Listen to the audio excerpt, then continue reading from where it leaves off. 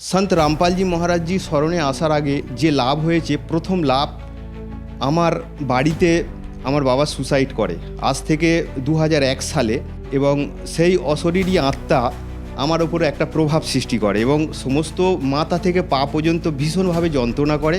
শুধু আমার বাবা নয়, বংশের মধ্যে 5 জন ওইভাবে সুসাইড করে, এবং সেই একটা অশরীরী আত্মা, আমি হয়তো বুঝতে পারতাম আমার মাথার ওপর যেন কে চেপে বসে আছে।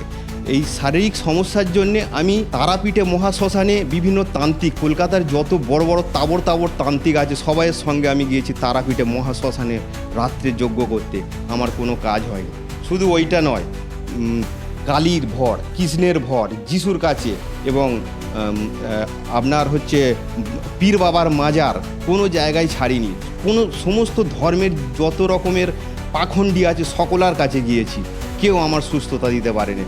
22 বছর ধরে এইভাবে কঠোর যন্ত্রণা আমি ভোগ করেছি। তারপর সন্ত রামপালজি মহারাজজি স্মরণে যেদিন এলাম, সেদিন আমার সেই মাথার যন্ত্রণা, সেই ভৌতিক সমস্যা আমার সেকেন্ডের মধ্যে মুছে গেছে। আমি সেদিন থেকে সুস্থতা অনুভব করেছি, সেদিন থেকে গুরুজির স্মরণে এসেছি, এবং সেই একটা বড় লাভ। সম্পূর্ণ ভিডিওটি দেখার জন্য ডেসক্রিপশন বক্সে দেওয়া লিংকে ক্লিক করুন।